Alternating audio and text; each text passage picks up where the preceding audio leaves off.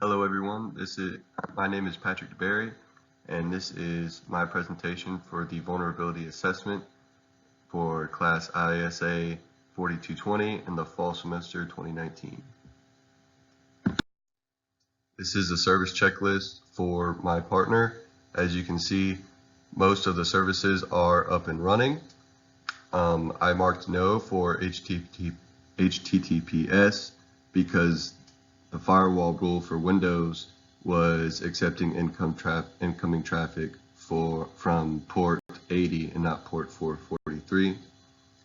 And there were no firewalls for either Windows or Linux for the SMTPS service, so therefore it would not run properly. This is an image of the Greenbone report. As you can see, it came back with no vulnerabilities reported. So after taking a look at the Nmap and Zinmap scans for the Windows Server, I found that there were a few insecure open ports, and those ports included port 80, port 139, port 445, and port 135.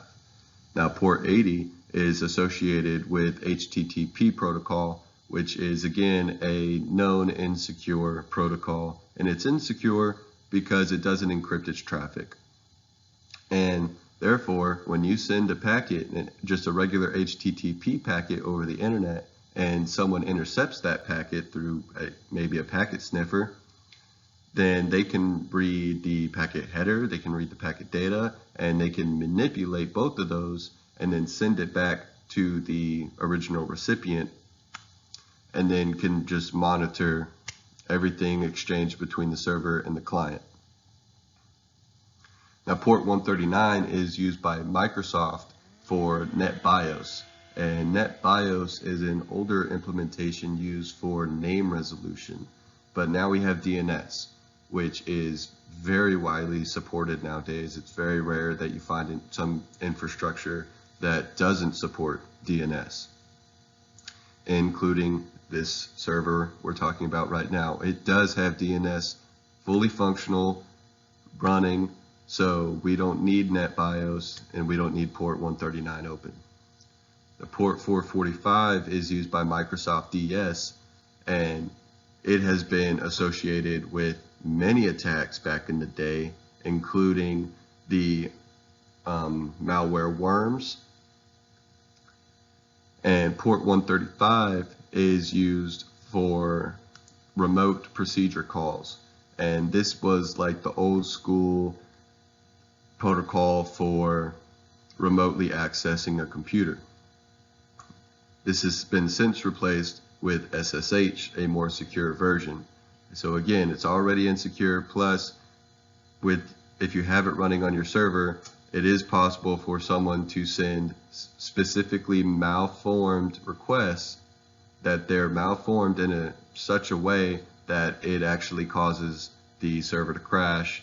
And the good news is, though, that it only requires a system reboot to get back to normal functionality, but you still don't need it open. So here are those images of the Nmap and Zinmap scans that I was telling you about.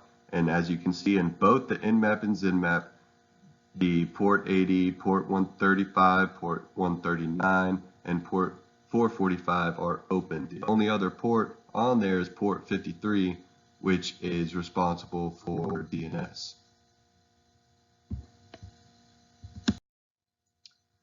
These are the images for Linux Nmap and Zinmap scans, and as you can see in this one, both the responses where all 1,000 scan ports on the IP address are filtered.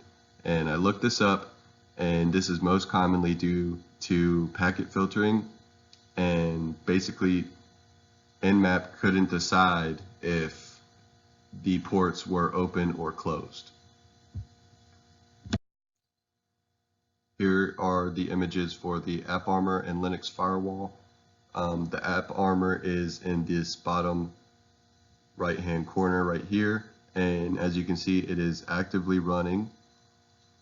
And the Linux firewall everything seems to be good. the input policy, the default policy is set to drop.